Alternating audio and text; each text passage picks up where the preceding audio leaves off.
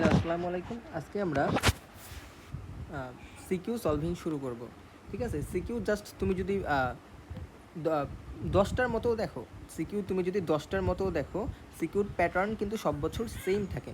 So তোমার দরকার নাই এখানে যতগুলো সিকিউ আছে এই সিকিউর পিডিএফ তোমাদের দিয়ে দিব, হ্যাঁ? বা তোমাদের যেই টেস্ট পেপার আছে। সিকিউর জাস্ট নির্দিষ্ট কয়েকটা ডেফিনিট টপিক আছে এবং ওই টপিক থেকেই বারবার কোয়েশ্চেন কিন্তু রিপিট হয়। ঠিক আছে?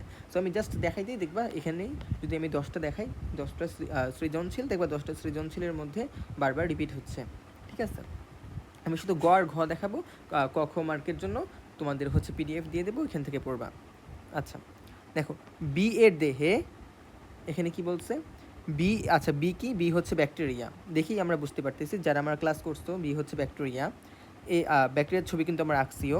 এ হচ্ছে ভাইরাস, এর মানে টি2 ভাইরাস, এর ছবিও আমরা আঁকছি, এবং সি হচ্ছে মশা। ঠিক আছে? আচ্ছা, বি এর দেহে এ এর সংখ্যা বৃদ্ধি কিভাবে ঘটে? আচ্ছা, বি এর দেহে এ এর সংখ্যা বৃদ্ধি কিভাবে ঘটে, মানে ব্যাকটেরিয়ার দেহে ভাইরাস কিভাবে সংখ্যা বৃদ্ধি করে, এটা কি কেউ বুঝতে পারছে এটা কী হবে? দেখো তো, এটা আমাদের হচ্ছে ওই যে লাইটিক চক্র এবং লাইসোজেনিক চক্র আমরা পড়ছিলাম, মনে আছে? জাস্ট ওইটা আমি বলছিলাম ওইটা সিকিউর জন্য ইম্পর্টেন্ট। সো জাস্ট ওইটা পড়লেই হবে এখান থেকে, লাইটিক চক্র আর লাইসোজেনিক চক্রটা। ঠিক আছে? এই যে এটাই, হ্যাঁ, এই যে আমাদের ভাইরাসের সংখ্যা বৃদ্ধি, এই যে ভাইরাসের সংখ্যা বৃদ্ধি। এখন ভাইরাস কীভাবে সংখ্যা বৃদ্ধি করে? ভাইরাস কিন্তু ব্যাকটেরিয়ার দেহে সংখ্যা বৃদ্ধি করে। হ্যাঁ, ভাইরাসের সংখ্যা বৃদ্ধির দুইটা পর্যায়ে আছে, একটা হচ্ছে আমাদের লাইটিক চক্র এবং আরেকটা হচ্ছে আমাদের লাইসোজেনিক চক্র। ঠিক আছে? এবং এটা কিন্তু আমাদের সিকিউর জন্য ইম্পর্টেন্ট, এই যে এখানে মার্ক করাই আছে, এটা সিকিউর জন্য ইম্পর্টেন্ট। এবং এটা ছিল হচ্ছে আমাদের ব্যাকটেরিয়া, এই যে এটা ছিল আমাদের ব্যাকটেরিয়া, আর উপর থেকে এটা যে যুক্ত হয়েছে, এই যে এটা হচ্ছে আমাদের ভাইরাস। সো এটাই জাস্ট ব্যাকটেরিয়ার দেহে ভাইরাস কীভাবে বংশ বৃদ্ধি করে এই কাহিনী। ঠিক আছে? সো তুমি জাস্ট এই টপিকটা এইখানে লিখে দেবা। হ্যাঁ, আমি যদি কোয়েশ্চেনটাই আবার যাই, হ্যাঁ, নেক্সট এখানে কিন্তু জাস্ট লাইটিক চক্রটা লিখছে। ঠিক আছে? দেখো আমি বলছিলাম লাইটিক চক্র এবং লাইসোজেনিক চক্রের মধ্যে জাস্ট লাইটিক চক্রটা ইম্পর্টেন্ট। সো এখানে জাস্ট লাইটিক চক্রটাই লিখছে। হ্যাঁ, এই যে আমাদের এখানে আমাদের গ নাম্বারে, ঠিক আছে, বি এর দেহে মানে ভাইরাসের দেহে ব্যাকটেরিয়ার সংখ্যা বৃদ্ধি, এখানে জাস্ট ওরা লাইটিক চক্রটাই লিখছে। ঠিক আছে? লাইটিক চক্রটাই কিন্তু ওরা জাস্ট হচ্ছে আমাদের লিখছে এখানে। আচ্ছা, লাইসোজেনিক চক্র লিখিনি, এখানে ছবি দেয় নেই, তোমরা অবশ্যই ছবি দেবা, কারণ আমি তোমাদের ছবি শিখাইছি। ঠিক আছে? অবশ্যই ছবিটা দেবা, এই যে এই ছবিটা তোমরা অবশ্যই কিন্তু আঁকতে হবে। ঠিক আছে? যে টি2 ব্যাকটেরিওফাজের লাইটিক চক্র, জাস্ট এটা দিলেই হবে। এবং যে আমাদের যে লাইসোজেনিক চক্রটা আছে, এই যে লাইসোজেনিক চক্র, এটা না দিলেও হবে, গাইডেও দেয় নাই। ঠিক আছে? এটা চিত্রসহ আঁকবা, কী হবে, চিত্রটা আঁকতে হবে। দেন হচ্ছে এখানে সংজ্ঞাটা লিখবা, এই যে সংজ্ঞাটা লিখবা, এক মার্কের জন্য বলছিলাম এই সংজ্ঞাটা ইম্পর্টেন্ট। দেন হচ্ছে এই ধাপগুলো লিখে ভিতরে যা মার্ক করছি তা লিখলেই হবে, যে সংযুক্ত বা পৃষ্ঠি লগন, এই হেডলাইনগুলো মনে রাখতে হবে। ফার্স্ট ডিএনএ অনুপ্রবেশ, প্রতিলিপন, তারপরে হচ্ছে দেহের বিভিন্ন অংশ একত্রিত হওয়া, নতুন ভাইরাসের মুক্তি। হ্যাঁ, এই হেডলাইনগুলো মনে রাখতে হবে। তারপর ভিতরে যে আমি পড়ানোর সময় বলছিলাম যে এই লাইনগুলো লিখতে হবে সিকিউর জন্য, ওইসব লাইনগুলো লিখলেই এনাফ। আচ্ছা, তারপর বলছে সি এর সি প্রাণীটির কিছু প্রজাতি নিয়ন্ত্রণ করলে ডেঙ্গু ও ম্যালেরিয়া নিয়ন্ত্রণ হবে। এটা সারফেস লেভেলের খুবই ছোটোখাটো একটা কোয়েশ্চেন। সি কি? সি হচ্ছে মশা। এখন মশা যদি তুমি নিয়ন্ত্রণ করো তাহলে ডেঙ্গু এবং ম্যালেরিয়া নিয়ন্ত্রণ করা যাবে। কেন? কারণ ডেঙ্গু হচ্ছে মশাবাহিত রোগ, ম্যালেরিয়াও হচ্ছে মশাবাহিত রোগ। আমরা জানি ম্যালেরিয়াও মশার মাধ্যমে ছড়ায়, তাই না? ওই যে তোমরা বাংলা বইও মনে হয় পড়ছো, ম্যালেরিয়া রোগ তো মশা কামড় দিলে ম্যালেরিয়া জ্বর হয়, এবং ডেঙ্গু তো হচ্ছে এডিস মশার মাধ্যমে ছড়ায়। ঠিক আছে? ডেঙ্গু হচ্ছে এডিস মশার মাধ্যমে ছড়ায়। এবং সো এইটা জাস্ট এভাবে লিখে দিলেই হবে, যেহেতু ডেঙ্গু এবং ম্যালেরিয়া দুটোই মশাবাহিত রোগ। সো আমাদের এইটা নিয়ন্ত্রণ করার মাধ্যমে, মশার প্রজাতি নিয়ন্ত্রণ করার মাধ্যমে হচ্ছে ডেঙ্গু এবং ম্যালেরিয়া নিয়ন্ত্রণ করা সম্ভব। ঠিক আছে? এই যেখানে লিখছেও, হ্যাঁ, যে আমাদের এডিস এজিপ্টি, এডিস অ্যালবাপিকটাস, এগুলো সব আমরা বইয়ে পড়ছি। ঠিক আছে? এই ডেঙ্গু জ্বরের নিয়ন্ত্রণ কৌশল, আর ডেঙ্গু জ্বরের নিয়ন্ত্রণ কৌশল এটা বই থেকে কিন্তু তোমাদের মার্ক করে দিচ্ছি আমি, মনে রাখবা। ডেঙ্গু জ্বরের নিয়ন্ত্রণ কৌশল মানে কীভাবে ডেঙ্গু জ্বরের মশা মারতে হবে বা ডেঙ্গু জ্বরের মশা থেকে রক্ষা পেতে হবে, এটা বইয়ের ভিতরে আমি মার্ক করে দিছি। ওই যে টবে পানি রাখা যাবে না, তারপর হচ্ছে পরিষ্কার পরিচ্ছন্ন থাকতে হবে, ঘরের চারপাশ পরিষ্কার পরিচ্ছন্ন রাখতে হবে, এগুলাই। ঠিক আছে? এগুলাই লিখছে এখানে। তারপর কি ম্যালেরিয়া রোগেরও সেম কথা। ঠিক আছে? যে ম্যালেরিয়া জ্বর যাতে না হতে পারে এই জন্য হচ্ছে যে এই ওষুধগুলো খেতে হবে, ক্লোরোকুইন, নিভোকুইন, হ্যাঁ, অ্যানোফিলিস মশকির মাধ্যমে হচ্ছে ম্যালেরিয়া রোগ ছড়ায়। তারপর হচ্ছে শোবার মশকির প্রজনন ক্ষেত্র ধ্বংস করতে হবে, শোবার ঘর মশারি ব্যবহার করতে হবে। মানে খুবই এটা যদি একবার জাস্ট পড়ো একটা বাচ্চাও পারবে যে মশার হাত থেকে রক্ষা পাওয়ার জন্য কি কি করতে হবে। তোমরা ডেঙ্গু সম্পর্কে পড়ছো, টিভিতে দেখায় যে ডেঙ্গুর হাত থেকে রক্ষা পাওয়ার জন্য কি কি করতে হবে। সো বইয়ের ভিতরেও মার্ক করে দিছি, ইজি একটা টপিক, ঠিক আছে। আচ্ছা, এখন আমরা দেখি 2 রাজশাহী বোর্ড 2 এর কোয়েশ্চেন। কি বলছে, রাকিব ও শাহিন অণুজীব নিয়ে গবেষণা করছেন। রাকিবের গবেষণার বিষয় হচ্ছে অকোষীয় রোগ সৃষ্টিকারী অণুজীব। যেহেতু বলছে অকোষীয়, সো বুঝতেই পারতেছি এটা হচ্ছে ভাইরাস, হ্যাঁ। এবং শাহিনেরটা আদিকোষী অণুজীব। আদিকোষী মানে হচ্ছে ব্যাকটেরিয়া। যারা ভাইরাস এবং ব্যাকটেরিয়ার বৈশিষ্ট্য ভালো করে পড়ছো তারা জানো, অকোষীয় মানে ভাইরাস, আদিকোষী মানে ব্যাকটেরিয়া। আচ্ছা, এখানে কি বললো, শাহিনের ব্যবহৃত অণুজীবটির দৈহিক গঠনের চিহ্নিত চিত্র। আচ্ছা, শাহিন কি করছে, শাহিন করছে হচ্ছে ব্যাকটেরিয়া। সো এখানে আমাদের ব্যাকটেরিয়ার, আমার শাহিন যেহেতু আদিকোষ নিয়ে গবেষণা করছে, আদিকোষ মানে কি ব্যাকটেরিয়া, সো আমাদের এখানে ব্যাকটেরিয়ার দৈহিক গঠনের চিত্র আঁকতে বলছে। আমরা জানি, এটা আমরা পড়ছি যে ব্যাকটেরিয়ার দৈহিক গঠনের চিত্র কীভাবে আঁকতে হয়, আমরা সুন্দরভাবে পড়ছি। এবং যেহেতু এখানে শুধু চিত্রই আঁকতে বলছে, সো বর্ণনা দেওয়ার কোনো প্রয়োজন নাই। সো এখানে জাস্ট হচ্ছে আমাদের চিত্রই আঁকতে, দেখো চিত্রটি সুন্দর করে এঁকে দিতে পারলে তুমি 3-এ 3 পাবা। মনে আছে কি থেকে, যে flagellum, capsule, cytoplasmic membrane, ribosome, lysosome, chromosome, volutin, plasmid. So আমি এটা আঁকা শিখেছিলাম, শিখে নিবা, যারা আমার ক্লাস করছো পারবা। আচ্ছা, এখন দেখো আমাদের রাকিবের পর্যবেক্ষণটি বিশ্লেষণ করো। রাকিব কি পর্যবেক্ষণ করছে, রাকিব পর্যবেক্ষণ করছে হচ্ছে অকোষীয় রোগ সৃষ্টিকারী অণুজীব। আচ্ছা, রাকিব পর্যবেক্ষণ করে জানা গেল তারা অণুজীব শাহিনের অণুজীবকে ভক্ষণের মাধ্যমে সংখ্যা বৃদ্ধি করে। দেখো, রাকিবের অণুজীব কে ছিল, রাকিবের অণুজীব ছিল হচ্ছে ভাইরাস, তাই না, রাকিবের অণুজীব হচ্ছে ভাইরাস, হ্যাঁ। এবং শাহিনের অণুজীব হচ্ছে ব্যাকটেরিয়া। শাহিনের অণুজীব কি, ব্যাকটেরিয়া, ব্যাকটেরিয়া। আচ্ছা, ভাইরাস এবং ব্যাকটেরিয়া। সো কি বলছে, শাহিনের ব্যবহৃত অণুজীব মানে ভাইরাস, সরি। আচ্ছা, রাকিব কি পর্যবেক্ষণ করছে, রাকিবের পর্যবেক্ষণে জানা গেল তার অণুজীব শাহিনের অণুজীবকে ভক্ষণের মাধ্যমে, মানে কি, মানে ভাইরাস ব্যাকটেরিয়াকে, আবার বলতেছি, ভাইরাসটা ব্যাকটেরিয়াকে ভক্ষণের মাধ্যমে সংখ্যা বৃদ্ধি করে। মানে আবার এখানে সেই লাইটিক চক্র এবং লাইসোজেনিক চক্রের কথা বলা হয়েছে, হ্যাঁ। এখানে জাস্ট ওই লাইটিক চক্রটা লিখলেই হবে, লাইসোজেনিক চক্রকে এখানে লিখছে না, লিখে নাই, বলছিলাম না লাইসোজেনিক চক্রটা ইম্পর্টেন্ট না, মেনলি হচ্ছে তোমাদের লাইটিক চক্রটা লিখলেই এনাফ, ঠিক আছে। সো এখানে আবার সেম ওই কোয়েশ্চেনটাই, যে ভাইরাস কিভাবে সংখ্যা বৃদ্ধি করে। ভাইরাস কিন্তু সংখ্যা বৃদ্ধি করে ব্যাকটেরিয়ার মধ্যে, এবং ব্যাকটেরিয়ার মধ্যে যখন সংখ্যা বৃদ্ধি করে তখন ব্যাকটেরিয়াটা কিন্তু হচ্ছে মরে যায়, হ্যাঁ, বা হচ্ছে ব্যাকটেরিয়াকে ভক্ষণ করে ফেলে বা মেরে ফেলে, যারা আমরা ক্লাস করছো তারা জানো। সো এই জন্যই লিখছে যে রাকিবের পর্যবেক্ষণ কিন্তু অণুজীব শাহিনের অণুজীবকে ভক্ষণের মাধ্যমে, মানে হচ্ছে ভাইরাসটা ব্যাকটেরিয়াকে ভক্ষণের মাধ্যমে সংখ্যা বৃদ্ধি করে। মানে আবার সেইখানে লাইটিক চক্র এবং লাইসোজেনিক চক্রের কথা বলা হয়েছে, ঠিক আছে, সিম্পল কথা। এই যে সেম এই যে জাস্ট লাইটিক চক্রটা লিখলেই হবে, সেম এই সিকিউটাই আবার আসলো। আচ্ছা, দেন আমাদের এখানে দুইটা সৃজন ছিল আমাদের শেষ, দেন আমরা 3 নাম্বারটা পড়ি।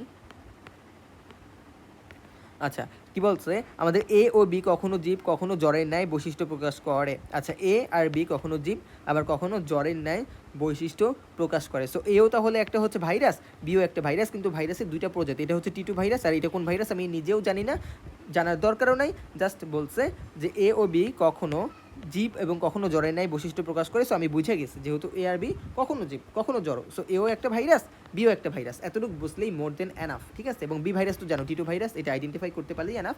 এ কোন ধরনের ভাইরাস এটা তোমার বোঝার কোনো দরকার নাই। এখন আমাকে বলছে এ ও বি কখনো জীব আবার কখনো জ্বরের ন্যায় আচরণ করে। এটা আমরা ভাইরাসের জীবীয় বৈশিষ্ট্য এবং ভাইরাসের জ্বরও বৈশিষ্ট্য এগুলো যে আমরা শিখছিলাম ওগুলো জাস্ট এখানে লিখে দিলেই হবে। দেখো, যেখানে লিখছে ভাইরাসের জীবীয় বৈশিষ্ট্য, দেখো লিখছে ভাইরাসের জীবীয় বৈশিষ্ট্য এবং ভাইরাসের জড় বৈশিষ্ট্য। সো এগুলো যদি তুমি এখানে লিখে দাও তাহলেই মোর দেন এনাফ, খুব সুন্দরভাবে সৃজনশীলটা আমাদের সলভ হয়ে গেল, ঠিক আছে। দেখো, ভাইরাসের জীবীয় বৈশিষ্ট্য আর জড় বৈশিষ্ট্য আমরা পড়ছিলাম, মনে আছে, এই যে ভাইরাসের জড় বৈশিষ্ট্য, এগুলো লিখতে হবে, এবং ভাইরাসের জীবীয় বৈশিষ্ট্য এখানে সিকিউ লিখাই আছে, আমি সিকিউ লিখে দিচ্ছি। দেখো, আমি যে সিকিউ মার্ক করে দিচ্ছি, ঠিক আছে। ভাইরাসের জীবীয় বৈশিষ্ট্য, জড় বৈশিষ্ট্য এটা পারলেই আমাদের ওই সৃজনশীলটা সুন্দরভাবে সলভ হয়ে যাবে, ঠিক আছে। আচ্ছা, তারপর কি বলছে, বি দ্বারা চিহ্নিত চিত্র। আচ্ছা, বি দ্বারা চিত্র, আচ্ছা বি হচ্ছে আমাদের ভাইরাস, টি2 ভাইরাস। সি আক্রান্ত হলে সি ধ্বংসও হতে পারে আবার নাও হতে পারে, বা সি হচ্ছে কি, সি হচ্ছে ব্যাকটেরিয়া। সো তোমাকে এখানে কি বললো, তোমাকে এখানে বলছে হচ্ছে ভাইরাসটা যদি এই ব্যাকটেরিয়াকে আক্রমণ করে তাহলে ব্যাকটেরিয়া ধ্বংস হতেও পারে আবার নাও হতে পারে, ঠিক আছে। সো এইটা আমাদের মেইনলি বুঝাইছে হচ্ছে আমাদের লাইটিক চক্র আর লাইসোজেনিক চক্র।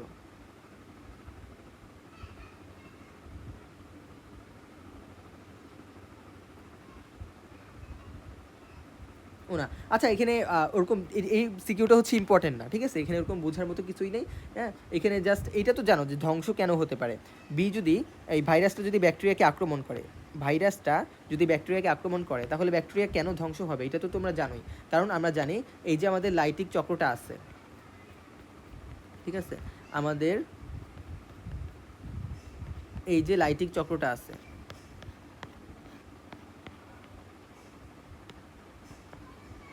হ্যাঁ, এই লাইটিক চক্রতে আমাদের কিন্তু এই যে ভাইরাসটা আক্রমণ করলো, দেন ঘুরে ফিরে দেখো ব্যাকটেরিয়াকে ধ্বংস করে ফেলছে। মানে এটা তো ব্যাকটেরিয়া, দেখো ব্যাকটেরিয়া কোষটা ফেটে গেছে, এই জন্য এটা লিখছে বিদীর্ণ কোষ প্রাচীর। সো এই যে ভাইরাসটা ব্যাকটেরিয়াতে ঢুকিয়ে ব্যাকটেরিয়াকে মেরে ফেলে, ব্যাকটেরিয়ার কোষ ফাটিয়ে বাইরে বের হয়ে যায়। এই জন্য এটা সারা জীবনের জন্য মনে রাখবা, ভাইরাস যখন ব্যাকটেরিয়াকে আক্রমণ করে তখন কিন্তু ব্যাকটেরিয়াটা মারা যায় বা ওইটার কোষে ফেটে যায়, ব্যাকটেরিয়ার কোষ ফেটে যায়। সো এখান থেকে ওই সৃজনশীলগুলো আসতেছে, এই জাস্ট এই টপিকটা থেকে, ঠিক আছে। এখানে ওইটাই বলছে যে সি ধ্বংস হতেও পারে, কীভাবে ধ্বংস হতে পারে, লাইটিক চক্রের মাধ্যমে, এটা লিখবে লাইটিক চক্রের মাধ্যমে ধ্বংস হতে পারে। আবার কেমনে ধ্বংস নাও হতে পারে, কখন, যখন এখানে লিখছে যে প্রতিকূল পরিবেশে ব্যাকটেরিয়ার চারদিকে সিস্ট থাকে, তখন হচ্ছে যদি ভাইরাসটা আক্রমণ করে তাহলে হচ্ছে ওই আক্রমণ থেকে ভাইরাসটা নিজেকে রক্ষা করতে পারে। জাস্ট এতটুকু জানলেই এনাফ। সিস্ট মানে কি, সিস্ট মানে হচ্ছে ভাইরাসের চারপাশে একটা প্রোটেকশন, একটা আবরণ, ঠিক আছে, যার মাধ্যমে ভাইরাসটা ব্যাকটেরিয়াকে আক্রমণ করতে পারবে না।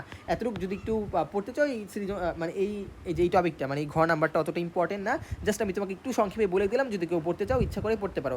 ধ্বংস কেমনে হতে পারে এটা তো ওই লাইটিক চক্রই লিখবা, যে লাইটিক চক্রের মাধ্যমে ধ্বংস হতে পারে। আর ধ্বংস নাও হতে পারে কখন, যখন এটা এক্সেপশন, হ্যাঁ, যখন ব্যাকটেরিয়ার চারপাশে সিস্ট থাকবে, সিস্ট একটা প্রোটেকশন আবরণ, এই প্রোটেকশন আবরণটা যখন থাকবে, এখানে এই কথাবার্তাগুলোই লিখছে, আমি সংক্ষেপে বলতেছি। যখন এই প্রোটেকশন আবরণটা থাকবে তখন হচ্ছে ভাইরাসটা ব্যাকটেরিয়াকে আক্রমণ করে ব্যাকটেরিয়াকে পুরোপুরিভাবে মেরে ফেলতে পারবে না, বা ব্যাকটেরিয়া কোষের লাইসিস বা ব্যাকটেরিয়া কোষকে ফাটাতে পারবে না, ঠিক আছে। জাস্ট এতটুকু লিখলেই এনাফ। আশা করি বুঝতে পারছো, এবং এই সিকিউটা খুব বেশি ইম্পর্টেন্ট না। এখন আসি আমরা 4 নাম্বার সিকিউতে। আচ্ছা, কি বলছে, এর গঠন বর্ণনা করো। এর গঠন, এটা আমরা বুঝতে পারতেছি টি2 ভাইরাস, ঠিক আছে। এখানে অত ভালো করে দিতে পারে না, ওই যে সরভুজ আঁকছে, হ্যাঁ, সরভুজ আঁকছে এবং এটার মধ্যে একটা ডিএনএ দিচ্ছে এবং একটা লেস দিচ্ছে। সো এটা হচ্ছে আমাদের টি2 ভাইরাস, এটা এখানে অত ভালো বোঝা যাইতেছে না, বাট এ হচ্ছে আমাদের টি2 ভাইরাস, হ্যাঁ। এবং কৃষিক্ষেত্রে বিয়ের উপকারিতা, এটা যে ব্যাকটেরিয়া এটা কিন্তু বোঝা যাইতেছে না, আমিও বুঝতেছি না, বাট এইটা পইরা এই ঘ নাম্বার, হ্যাঁ, ঘ নাম্বারের কোয়েশ্চেন পইরা আমি বুঝতে পারলাম যে এইটা একটা ব্যাকটেরিয়ার ছবি আঁকছে। সো তোমাদের যে স্পেসিফিকভাবে বোঝা লাগবে এরকম না, তোমরা হচ্ছে কোয়েশ্চেন পড়েও বুঝে ফেলতে পারো যে এটা কোন অণুজীবের ছবি, আইদার ইট ব্যাকটেরিয়া না হচ্ছে ভাইরাস, ইজিলি বোঝা যায়, ঠিক আছে, কোয়েশ্চেন পড়লেও বোঝা যায়। আচ্ছা, সো এ হচ্ছে একটা টি2 ভাইরাস, তাই না। এবং এটার গঠন বর্ণনা করো। টি2 ভাইরাসের গঠন এই যে চিত্রসহ আমি তোমাদের ভালো করে শিখাইছি, এটা আমি আর যাচ্ছি না। টি2 ভাইরাসের গঠন কিন্তু আমি চিত্রসহ খুব ভালোভাবে শিখাইছি। এই যে টি2 ভাইরাসের গঠন কই গেল, টি2 ভাইরাসের গঠন আমি কিন্তু তোমাদের চিত্রসহ খুব ভালোভাবে শিখাইছি। কই,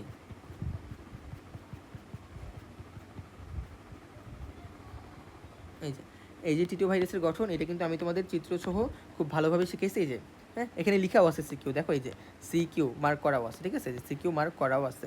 সো এটা এতটুকু তোমাদের বুঝতে হবে যে হচ্ছে আমাদের এই টি2 ভাইরাসটা সিকিউতে আসে, এটা তোমাদের আগেও বলছিলাম। চিত্র শিখতে হবে, এখান থেকে যা দাগিয়ে দিয়েছে তা লিখতে হবে, মাথা লেস 2 ভাগে ভাগ করে লিখবা, ফুল মার্কস পাবা। আচ্ছা, তারপর আমাদের এখানে কি বলছে,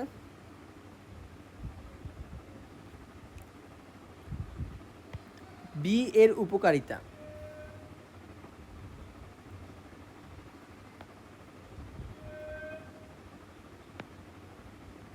দেখো কি বলছে, কৃষিক্ষেত্রে বি এর উপকারিতা বিশ্লেষণ করো। বি কি ব্যাকটেরিয়া, এই ছবি দেখে ব্যাকটেরিয়া এটা বোঝা যাইতেছে না, বাট আমরা জানি কৃষিক্ষেত্রে ব্যাকটেরিয়ার ভূমিকা আছে, মনে আছে কৃষিক্ষেত্রে ব্যাকটেরিয়ার ভূমিকা।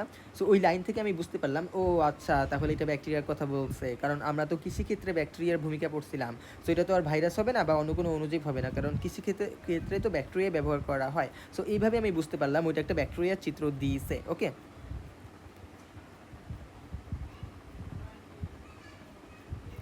আচ্ছা, আমি কিন্তু বলছিলাম যে কৃষিক্ষেত্রে ব্যাকটেরিয়া এটা ইম্পর্টেন্ট বেশি, মনে আছে যে কৃষিক্ষেত্রে ব্যাকটেরিয়া যে সিকিউ, দেখো আমি সব মার্ক করে দিয়েছি, আমি তোমাদের আগে থেকে সব মার্ক করে দিয়েছি যে কৃষিক্ষেত্রে ব্যাকটেরিয়া এটা সিকিউ 5 স্টার দিয়ে আমি সুন্দরভাবে মার্ক করে দিয়েছি, ঠিক আছে।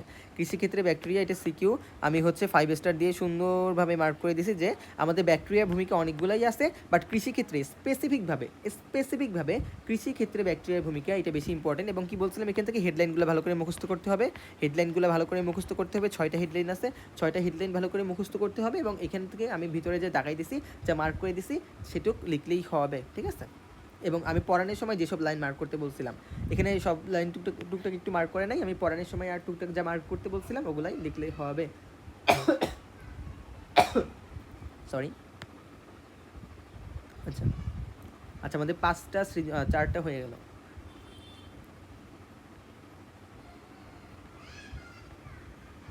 আচ্ছা, এখানে এগুলাই লিখছে। এখন আমরা 5 নাম্বারটাতে যাই। দেখো 5 নাম্বারটাতে আবার সেম, এটা হচ্ছে আমাদের T2 ভাইরাস এবং এটা হচ্ছে আমাদের ব্যাকটেরিয়া। এটা কি? এটা হচ্ছে ব্যাকটেরিয়া। এখানে কি বলছে? নমুনা এ জীব এবং জ্বরের সেতু বন্ধন ব্যাখ্যা করো। মানে নমুনা 1 কি? ভাইরাস, ঠিক আছে। এখন ভাইরাস হচ্ছে জীবীয় বৈশিষ্ট্য আছে, আবার জ্বরও বৈশিষ্ট্য আছে, এই জন্য বলছে জীব এবং জ্বরের মধ্যে সেতু বন্ধন। সো আমরা এখানে ওই জীবীয় বৈশিষ্ট্য, হ্যাঁ ভাইরাসের, আমি বলছিলাম এটা সিকিউর জন্য ইম্পর্টেন্ট, দেখো আবার রিপিট হইতেছে এই কোয়েশ্চেন, কিন্তু আমরা আগেও আরেকবার পাইছি যে ভাইরাসের জীবীয় বৈশিষ্ট্যটা এবং ভাইরাসের জ্বর বৈশিষ্ট্য এইটা লিখলেই এনাফ। ভাইরাসের জীবীয় বৈশিষ্ট্য, ভাইরাসের জ্বর বৈশিষ্ট্য, এই দুইটা তোমার লিখতে হবে, ঠিক আছে।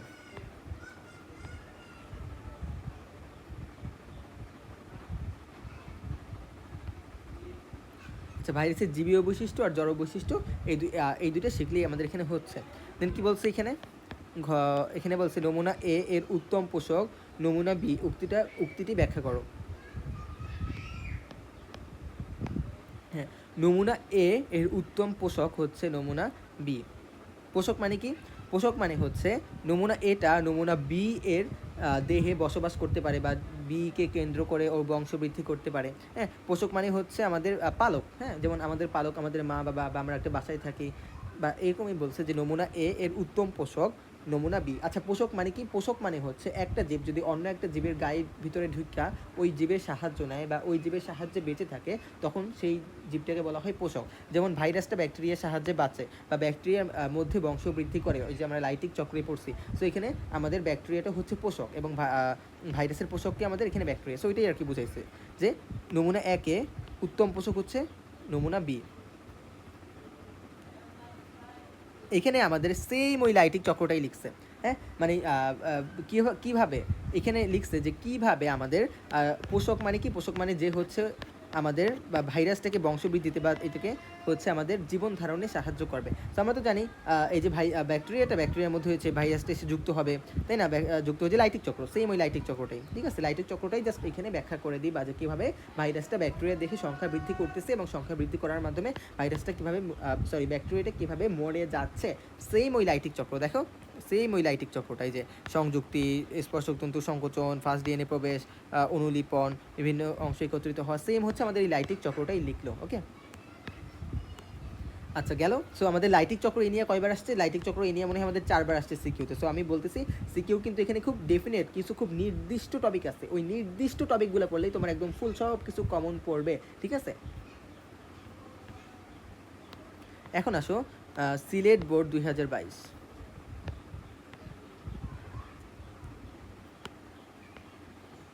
আচ্ছা, আমরা এখন পড়ব যে তাজরি ও তাসফিয়া দুজনেই ভিন্ন ভিন্ন জীবাণু দ্বারা জ্বরে আক্রান্ত। আচ্ছা, তাজরির অণুজীবটি অকোষীয়। আচ্ছা, অকোষীয় বললেই ওইটা ভাইরাস, মনে রাখবা। অকোষীয় বলা মাত্রই বুঝবো ওইটা ভাইরাস। অকোষীয় মানেই হচ্ছে ভাইরাস, ঠিক আছে। আচ্ছা, অকোষীয় মানেই হচ্ছে আমাদের ভাইরাস। এবং অণুচক্রিকাকে ধ্বংস করলেও তাসফিয়ার অণুজীবটি কোষীয় এবং লোহিত কণিকাকে ধ্বংস করে। আচ্ছা, অকোষীয় মানে এটা ভাইরাস, বুঝলাম। এখন তাসফিয়ার অণুজীবটি কোষীয় এবং এটা লোহিত রক্ত কণিকাকে ধ্বংস করে। আচ্ছা, তাসফিয়ারটাতে পরে আসতেছে, আগে হচ্ছে দেখো, হ্যাঁ যেহেতু এটা লোহিত রক্তকণিকাকে ধ্বংস করে, সো বুঝতেই পারতেছো এটা প্লাজমোডিয়াম মানে ম্যালেরিয়ার পরজীবী, মনে আছে? প্লাজমোডিয়াম বা ম্যালেরিয়ার পরজীবী যে লোহিত রক্তকণিকাকে ধ্বংস করে কোন চক্রের মাধ্যমে, মনে আছে? এরিথ্রোসাইটিক সাইজোগোনি। আমরা জানি, হ্যাঁ আমরা পড়ছিলাম যে আমাদের হচ্ছে ম্যালেরিয়া পরজীবী, এটা দুইভাবে বংশবৃদ্ধি করতে পারে। এক নাম্বার হচ্ছে মানুষের দেহে, হ্যাঁ এক নাম্বার ছিল আমাদের মানুষের দেহে, আরেকটা ছিল হচ্ছে আমাদের মশার দেহে, তাই না? মানুষ আর মশা। এখন মানুষের দেহে দুইটা সাইজোগনি বা দুইটা চক্র ছিল, একটা হয়ে হচ্ছে যকৃতে, হ্যাঁ যেটাকে আমরা বলতেছি হেপাটিক সাইজোগনি, এবং আরেকটা হয়ে হচ্ছে আমাদের লোহিত রক্তকণিকায়, ঠিক আছে। লোহিত রক্তকণিকায়, লোহিত মানে কি? এরিথ্রোসাইট। সো লোহিত রক্তকণিকায় যে চক্রটা হয় তাকে বলা হয় এরিথ্রোসাইটিক সাইজোগনি। যকৃতে যে চক্রটা হয় তাকে বলা হয় হেপাটিক সাইজোগনি। সো এখানে আমাদের লোহিত রক্তকণিকায় যে সাইজোগনি বা চক্রটা হয় বা এরিথ্রোসাইটিক সাইজোগনি, ওই ব্যাখ্যাটাই আমাদের এখানে জানতে চাইছে, ঠিক আছে।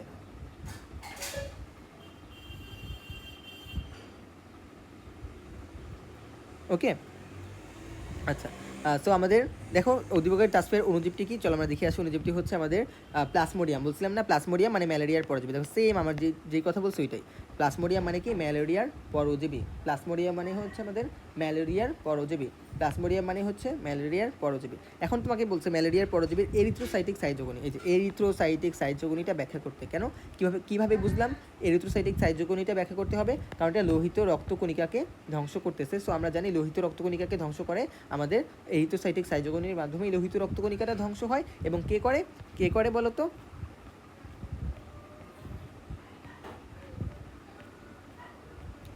করে হচ্ছে আমাদের ম্যালেরিয়ার পরজীবী। চলো আমরা দেখে আসি। ওই যে মনে আছে এরিথ্রোসাইটিক সাইজোগনির ধাপগুলা কী কী ছিল, এই যে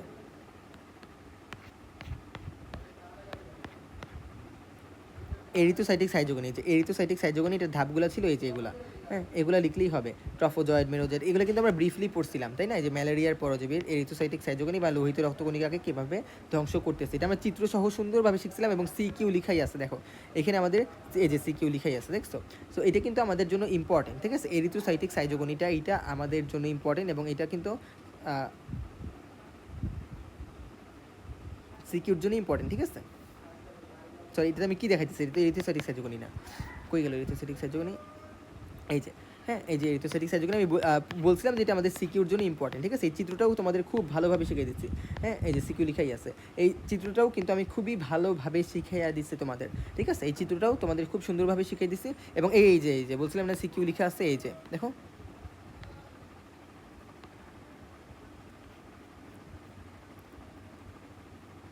এই যে আমাদের সুন্দরভাবে এখানে সিকিউ লিখা আছে, দেখছো? এই যে সিকিউ কিন্তু আমাদের এখানে লিখা আছে এরিথ্রোসাইটিক সাইজোগনি বা লোহিত রক্তকণিকায় কীভাবে হয়। যে আমি বলছিলাম হেডলাইনগুলো পড়তে হবে, ট্রফোজয়েড, সিগনেটিং, অ্যামিবয়েড, ট্রফোজয়েড, সাইজন, মেরোজয়েড, একদম লাস্টে হয় হচ্ছে আমাদের গ্যামেটোসাইট। এবং গ্যামেটোসাইট দুই প্রকার, মাইক্রো সেটা ছোট, ওইটা হচ্ছে পুং গ্যামেটোসাইট, এবং ম্যাক্রো মানে বড়টা হচ্ছে আমাদের স্ত্রী গ্যামেটোসাইট। এবং জাস্ট হেডলাইনগুলো মনে রাখবে, এবং হেডলাইনের ভিতরে আমি যে টুকটাক দাঁড়াই দিচ্ছি ওগুলো লিখলেই মোর দেন এনাফ। এবং এই চিত্রটাও তোমাদের শিখিয়ে দিচ্ছি আমি, ঠিক আছে?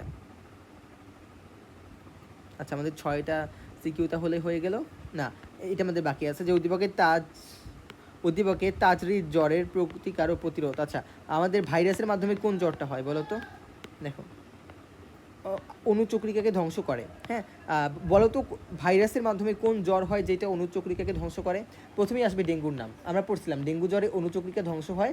এই জন্য কিন্তু ওই যে আমরা তোমাদের যখন কোনো ডেঙ্গুতে আক্রান্ত হয়, এটা মানে লাইফ টাইম কাজে লাগবে, এটা তোমাদের প্র্যাকটিক্যাল লাইফে ইউজ করার জন্য মনে রাখবে। বলে না যে তার ওর ডেঙ্গু জ্বরে আক্রান্ত হয়েছে, ওর প্লেটলেট লেভেল মানে অণুচক্রিকা এততে নেমে আসছে। তো মনে রাখবা ডেঙ্গু জ্বরের প্রধান সিমটমস হলো বা প্রধান লক্ষণ হলো তার অণুচক্রিকা তুমি টেস্ট করবা, ডক্টর অণুচক্রিকা টেস্ট করতে দেবে, যদি দেখে অণুচক্রিকা 1.5 লাখের নিচে, হ্যাঁ 1.5 লাখ পার মিলিমিটার কিউব, 1.5 লাখ এর নিচে, সো তার প্রবলেম আছে অণুচক্রিকা কমে গেছে, তখন আমরা আইডেন্টিফাই করতে পারি হ্যাঁ ওর ডেঙ্গু হয়েছে, ঠিক আছে? সো আমাদের ভাইরাস কিন্তু অণুচক্রিকাকে ধ্বংস করে। সো আমরা বুঝে গেলাম এখানে আমাদের ডেঙ্গু জ্বরের কথা বলতেছে। এবং আমরা যদি বইয়ের ভিতরে যাই, বইয়ের ভিতরে আমরা খুব সুন্দরভাবে এটা মার্ক করে দিচ্ছি যে আমাদের, আচ্ছা এখানে ডেঙ্গু জ্বরের কী বলছে আমাদের সিকিউটা দেখে আসি। প্রতিকার ও প্রতিরোধ, আচ্ছা ডেঙ্গু জ্বরের প্রতিকার ও প্রতিরোধ কিন্তু আমি তোমাদের খুব সুন্দরভাবে মার্ক করে দিচ্ছি, ঠিক আছে? ডেঙ্গু জ্বরের প্রতিকার ও প্রতিরোধ খুব সুন্দরভাবে আমরা মার্ক করে দিচ্ছি।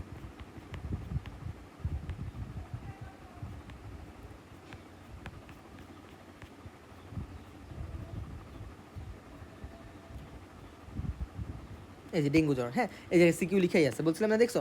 আমি প্রত্যেকটা সিকিউ যা লিখে দিচ্ছি ওই প্রত্যেকটা থেকেই সিকিউ আসতেছে। সো তো আমি মোটামুটি বইয়ের ভিতরে যেরকমভাবে যা মার্ক করে দিচ্ছি সেরকমভাবে যদি তুমি সুন্দরভাবে তা মার্ক করো তাহলে সিকিউ তোমার 100% কমন পড়বে ইনশাল্লাহ, ঠিক আছে? আচ্ছা, তো প্রতিকার ও প্রতিরোধ, সো যে এখান থেকে আমাদের প্রতিকার লিখতে হবে, প্রতিকার আর প্রতিরোধটা কোথায়?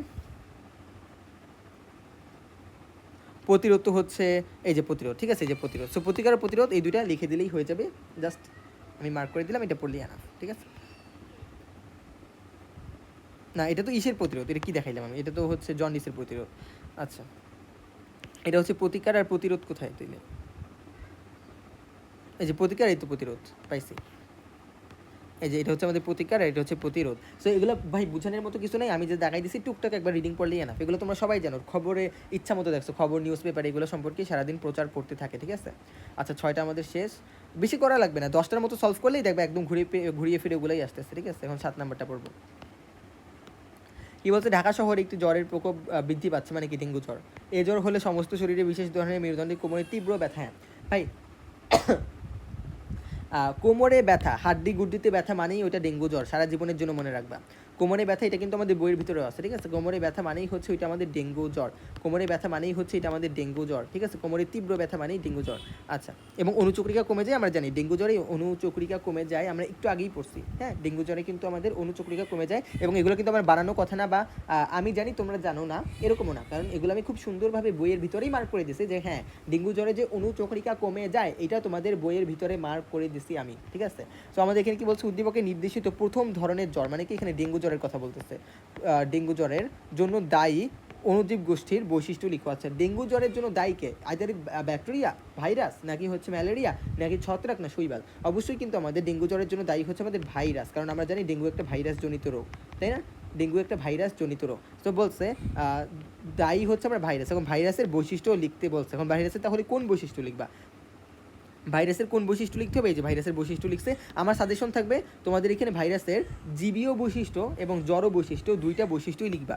এখানে স্পেসিফিকভাবে আলাদা করে লিখে নাই, বাট তোমরা ভাইরাসের জীবীয় বৈশিষ্ট্য এবং জড় বৈশিষ্ট্য দুইটাই আলাদা আলাদা আলাদা করে লিখবা, ঠিক আছে। জীবীয় বৈশিষ্ট্য এবং জড় বৈশিষ্ট্য দুইটাই সুন্দরভাবে আলাদা করে লিখবা, এটা যাতে মনে থাকে।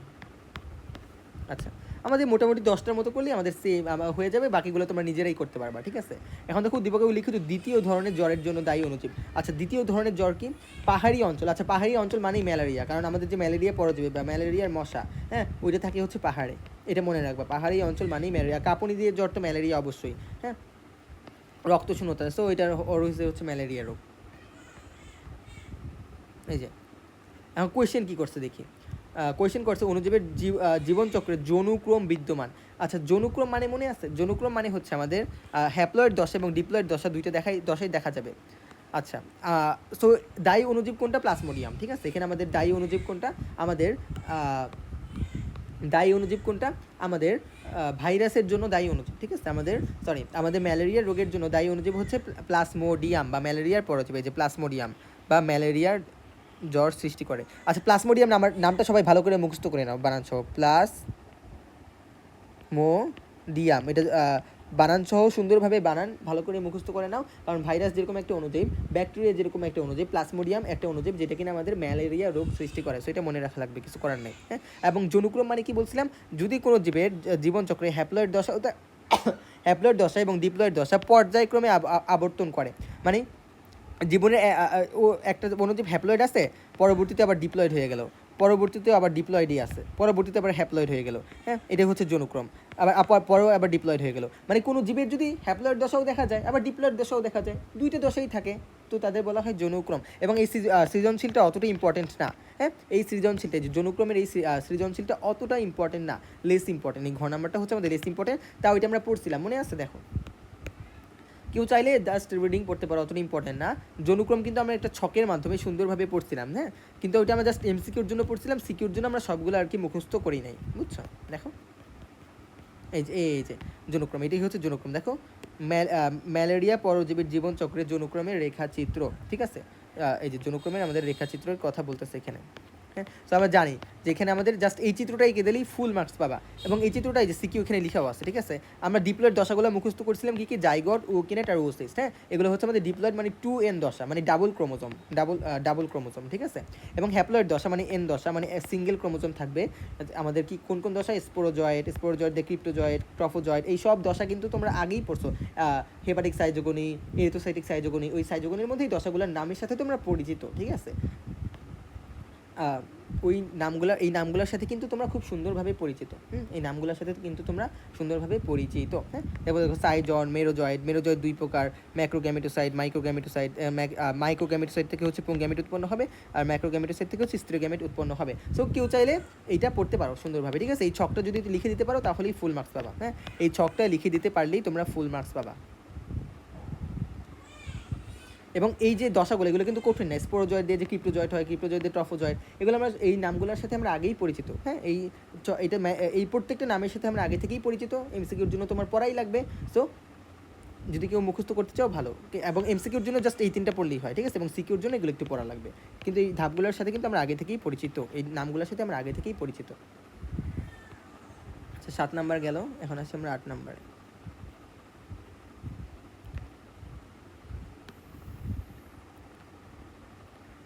অস্থিসন্ধিতে, আচ্ছা পি, পি একটা রোগ। এখন এই রোগের লক্ষণগুলো কি দেখি।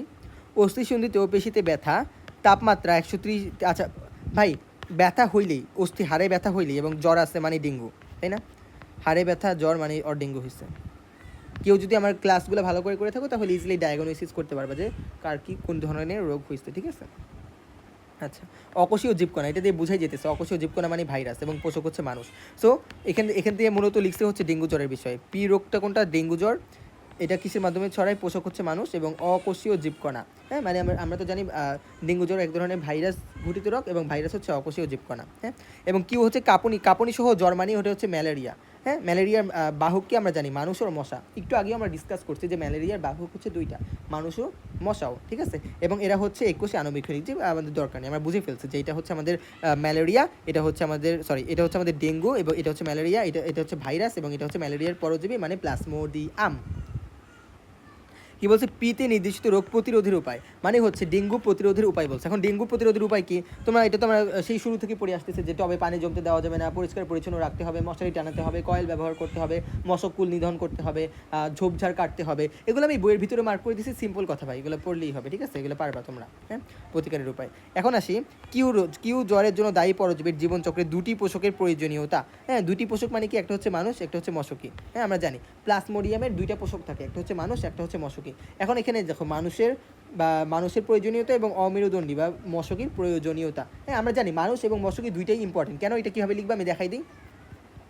এই সিকিউটাও আনকমন, অতটা ইম্পর্টেন্ট না। যেগুলো দেখবা গতানুগতিক ধারার বাইরে আসতেছে ওগুলো জাস্ট একবার রিডিং পড়বা। দেখো যে এখানে আমরা শিট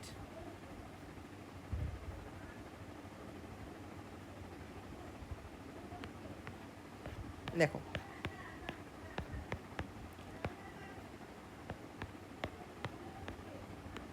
আমরা জানি যে ম্যালেরিয়া পরজীবীর জীবনচক্রে দুইটা, একটা হচ্ছে মানুষের লাগবে এবং আরেকটা হচ্ছে মশকির দেহ এখানে আমাদের লাগবে, ঠিক আছে? মানুষের মশকি। এখন কেন ইম্পর্টেন্ট? ম্যালেরিয়া পরজীবীর জন্য মানুষও কেন ইম্পর্টেন্ট, মশকিও কেন ইম্পর্টেন্ট, এটা বলবা যে মানুষের ইম্পর্টেন্ট কারণ অযৌন জনন ঘটার জন্য। তারপর এই ছকটুক লিখে দিতে পারো যে মানুষের যে অযৌন জনন ঘটে, মানুষের ওই পরজীবীটার হচ্ছে হেপাটিক সাইজোগনি ঘটে, এরিথ্রোসাইটিক সাইজোগনি ঘটে, দেন হেপাটিক সাইজোগনির ধাপগুলা লিখে দিলা, এরিথ্রোসাইটিক সাইজোগনির ধাপগুলা লিখে দিলা। হ্যাঁ, এরিথ্রোসাইটিক সাইজোগনির ধাপগুলা লিখে দিলা। দেন মশকি কেন ইম্পর্টেন্ট? মশকি ইম্পর্টেন্ট কারণ ওই পরজীবীর যৌন জননের জন্য মশকিটা ইম্পর্টেন্ট। দেন গ্যামেটোগনি, স্পোরোগনি, দেন এই নামগুলো লিখে দিলে এগুলো কিন্তু আমরা আগেও পড়ছি। সো এই ছকটুক ব্যাখ্যা করে দিতে পারলেই তুমি বুঝাইতেছো। হ্যাঁ ভাই, আমাদের ম্যালেরিয়া পরজীবীর জীবনচক্রে আমাদের অবশ্যই মশাও দরকার, মানুষও দরকার, এটা ক্লিয়ার। আচ্ছা, সো শেষ হয়ে গেল আমাদের 8 নাম্বার। এখন আমরা পড়বো 9 নাম্বার। দেখো, ময়মনসিংহ বোর্ড 2022 উদ্দীপকে উল্লিখিত রোগটি প্রতিরোধে গুরুত্বপূর্ণ। আচ্ছা, উদ্দীপকে কি বলছে? পার্বত্য জেলা মানেই হচ্ছে আমাদের কি বলে ওইটাকে? পার্বত্য জেলা মানেই আমাদের ম্যালেরিয়া, ঠিক আছে? রোগটির কারণে লোহিত রক্তকণিকা ধ্বংসপ্রাপ্ত হয়। আমরা আগেও জানি ওই যে ম্যালেরিয়া পরজীবীর মাধ্যমে আমাদের এরিথ্রোসাইটিক সাইজোগনি হয়। এই যে একটু আগে পড়লাম, এরিথ্রোসাইটিক সাইজোগনি হয় মানে হচ্ছে লোহিত রক্তকণিকা ধ্বংসপ্রাপ্ত হয় এবং এতে রোগীর মৃত্যু পর্যন্ত হতে পারে, ঠিক আছে? সো আমাদের এখানে কোন রোগের কথা বলছে? ম্যালেরিয়া। এখন রোগটি প্রতিরোধে গুরুত্বপূর্ণ পদক্ষেপ। সো ম্যালেরিয়া প্রতিরোধে তুমি কি পদক্ষেপ নিবা? আমি বইয়ের ভিতরে খুব সুন্দরভাবে দেখাই দিচ্ছিলাম। হ্যাঁ, ম্যালেরিয়া প্রতিরোধে তুমি কি পদক্ষেপ নিবা আমি বইয়ের ভিতরে খুব সুন্দরভাবে দেখাই দিচ্ছিলাম। এই যে ম্যালেরিয়া প্রতিরোধে কী করতে সিকিউ লিখাই আছে, দেখছো? প্রত্যেকটা জিনিস যেগুলো আসে ওগুলো আমি সিকিউ লিখেই দিছি। প্রত্যেকটা জিনিস যেগুলো আসে আমি খুব সুন্দরভাবে সিকিউ লিখে দিচ্ছি। সো তোমাকে এটা বুঝতে হবে। দেখো, মশকি নিধন, তারপর হচ্ছে এগুলো আমি দেখাই দিচ্ছি, এটা পারবা আশা করি। হ্যাঁ, মশকি নিধন, তারপর হচ্ছে মশকির হাত থেকে রক্ষা পাওয়া, তারপরে হচ্ছে ম্যালেরিয়া রোগের চিকিৎসা। জাস্ট এই প্যারাটুক আমি যা টুকটাক লাইন দেখাই দিচ্ছি ওই টুকটাক লাইন লিখলেই হবে। হেডলাইনগুলো মনে রাখতে হবে এবং হেডলাইন মনে রাখে আমি ভিতর থেকে যা টুকটাক মার্ক করে দিছি তা পড়লেই মোর দেন এনাফ।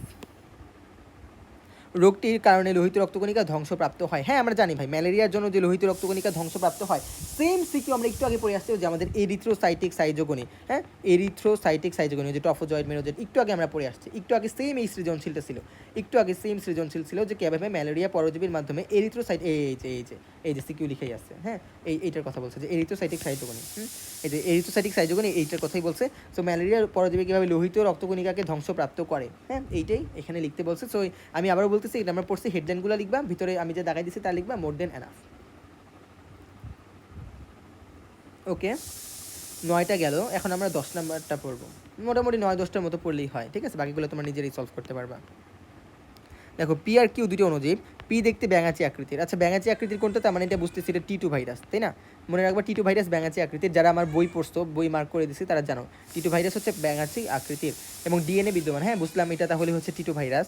এবং কিউ অণুজীব এককোষীয় ও আদিকেন্দ্রিক, মানে এটা ব্যাকটেরিয়া। আদিকেন্দ্রিক মানেই হচ্ছে ব্যাকটেরিয়া। হ্যাঁ যারা বৈশিষ্ট্য পড়ছো তারা জানো আদিকেন্দ্রিক মানেই হচ্ছে ব্যাকটেরিয়া। আচ্ছা পি এর চিত্রসহ গঠন বর্ণনা করতে বললো আমাদের, ঠিক আছে? এখানে আমাদের কি বললো?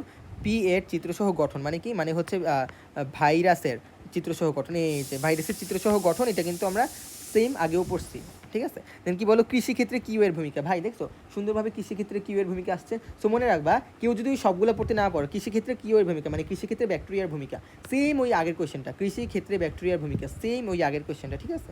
সেম আগের কোয়েশ্চেনটা যে কৃষিক্ষেত্রে ব্যাকটেরিয়ার ভূমিকা, এটা ব্যাখ্যা করতে বলছে।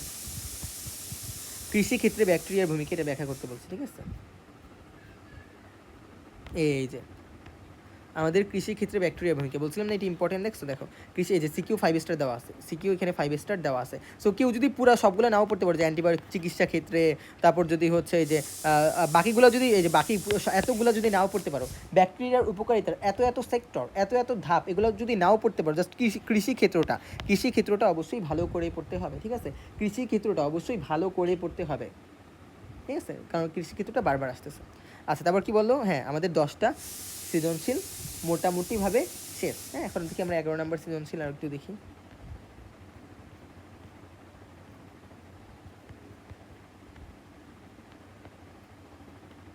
11 নম্বর সৃজনশীল, ঠিক আছে? দেখো অণুজীব এ অকোষীয় ব্যাঙাচি আকৃতির, বি হচ্ছে অণুজীবের সংখ্যা বৃদ্ধি করে, বি আদিকোষী এবং এ অণুজীবের প্রতি সংবেদনশীল। আচ্ছা বুঝলাম।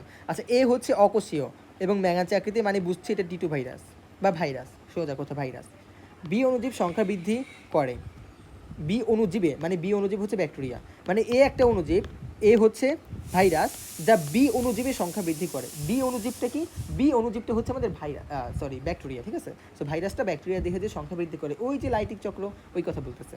আচ্ছা কি বলছে? উদ্দীপকের এ অণুজীবের সংখ্যা বৃদ্ধি প্রক্রিয়া চিত্র সহ বর্ণনা করো, মানে কি? মানে হচ্ছে আমাদের লাইটিক চক্রটা এখানে আমাদের ব্যাখ্যা করতে বলছে। লাইটিক চক্র, লাইটিক চক্র নিয়ে তাহলে কয়বার আসছে? 5 বার, 5 না 6 বার আসছে। তো দেখছো বারবার একই সৃজনশীল বারবার রিপিট আসে, একই সৃজনশীল বারবার রিপিট আসে। হ্যাঁ সো এখানে লাইটিক চক্র দেখো, এখানে এই লাইটিক চক্রটাই ব্যাখ্যা করছে, দেখছো এটা সুন্দরভাবে এখানে লাইটিক চক্রটাই ব্যাখ্যা করছে। এখানে আমরা যে চিত্র শিখছি ওইভাবে এখানে আর কি আমরা গোল করে শিখছি। বই আমি যেভাবে যেটা শিখেছি ওইটা আঁকলেই হবে, ঠিক আছে?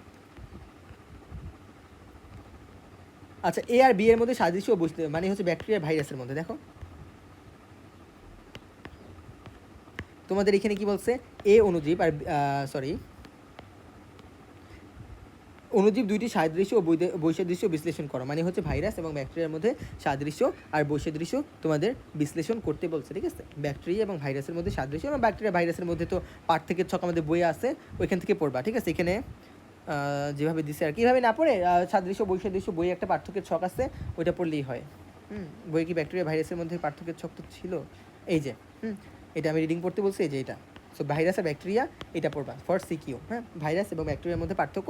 তোমরা সবাই যেহেতু তোমরা ভাইরাসের বৈশিষ্ট্যগুলো জানো, হ্যাঁ যেহেতু তোমরা ব্যাকটেরিয়ার বৈশিষ্ট্যগুলো জানো, সো ভাইরাসের বৈশিষ্ট্য এবং ব্যাকটেরিয়ার বৈশিষ্ট্য দিয়ে বানিয়েই হচ্ছে পার্থক্যগুলো খুব সুন্দরভাবে লেখা যায়। সো এটা মুখস্থ করার কোনো প্রেশার নিবা না, এমনিতেই পারা যাবে, ঠিক আছে? ওকে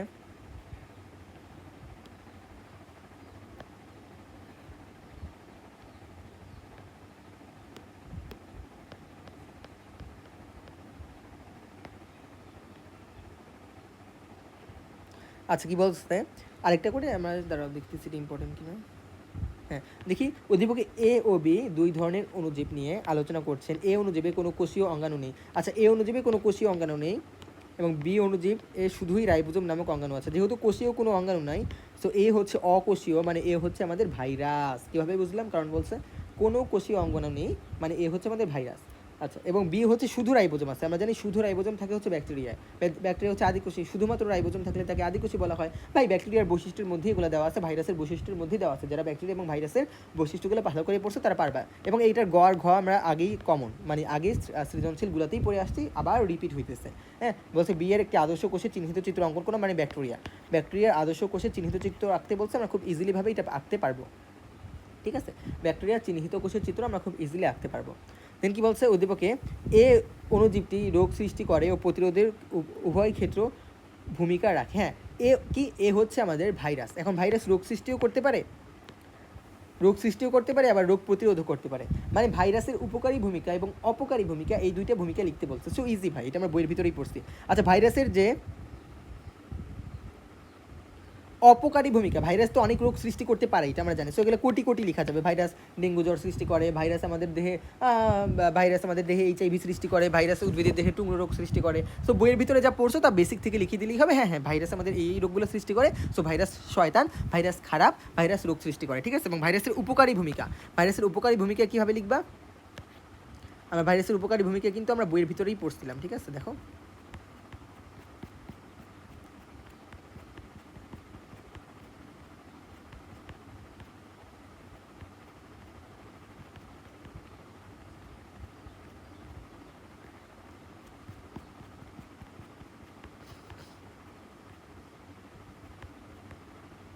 এই যে আমি সিকিউ লিখেও দিচ্ছি। সো ভাইরাসের উপকারী ভূমিকা। সো আর কি ওখানে ওইটাই জানতে চাইছে যে ভাইরাসের উপকারী ভূমিকাও আছে, অপকারী ভূমিকাও আছে। সো এই যে এটা হচ্ছে আমাদের ভাইরাসের উপকারী ভূমিকা, এটা লিখলেই হবে। ঠিক আছে, সো আচ্ছা আমি আর বেশি আগাচ্ছি না। এগুলো তোমরা নিজেরাই হচ্ছে এখন আমি পিডিএফটা দিয়ে দেবো, নিজেরা যদি টুকটাক দেখো তাহলে দেখবে নিজেরাই পারতেছো। ঠিক আছে, আর বাকি সবগুলো সৃজনশীল আমাদের এভাবে রিপিট হবে। ঠিক আছে, রিপিট হবে বারবার, নতুন কোনো কোয়েশ্চেন আমরা পাবো না। সো আমরা মোটামুটি 12-15টার মতো সলভ করে ফেলছি না। ঠিক আছে, তোমরা যদি 12-15টার মতো সলভ করে ফেলতে পারো, দ্যাটস মোর দেন এনাফ। এর থেকে বেশি আসলে পড়া লাগে না। আর কারো যদি কোনো কোয়েশ্চেন থাকে আমাকে সুন্দরভাবে ইনবক্সে আস্ক করতে পারো, কোনো প্রবলেম নেই। সো আজকের জন্য আল্লাহ হাফেজ।